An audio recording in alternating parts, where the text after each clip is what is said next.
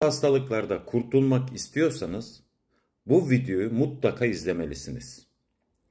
Kiminizin astımı, bronşiti, nefes darlığı, kronik öksürüğü, horlaması, uyku apnesi var.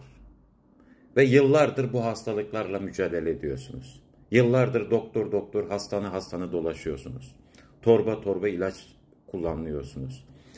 Durmadan tetkik tahliller yapıyorsunuz. Durmadan para harcıyorsunuz. Ve her geçen yıl, her geçen ay hastalığınız daha da ilerliyor. Ve bir çaresi yok. Günümüz tıp tedavisine göre de bir çaresi yok arkadaşlar. Aslında bunun çaresi bu hastalığa neden olan sebepleri ortada kaldırmak. İşte bu hastalığın sebepleri ise de çocukluk çağından itibaren vücudunuzda birikmiş toksinler, ağır metaller, artık maddeler ve çöplerdir. Siz bu çöpleri, bu toksinleri vücutta temizlemediğiniz sürece bu hastalıkta kurtulamazsınız.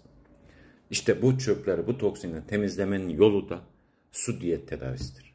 Dünyadaki tek tedavi ve %100 sonuç veren tek tedavidir arkadaşlar, su diyet tedavisi. O nedenle su diyet tedavisinin mekanizmasını A'dan Z'ye öğrenin ve derhal başlayın. Profil sayfasındaki su diyet tedavisi yapan hastaları analiz edin, dinleyin ve onların referansıyla su diyet tedavisine başlayın.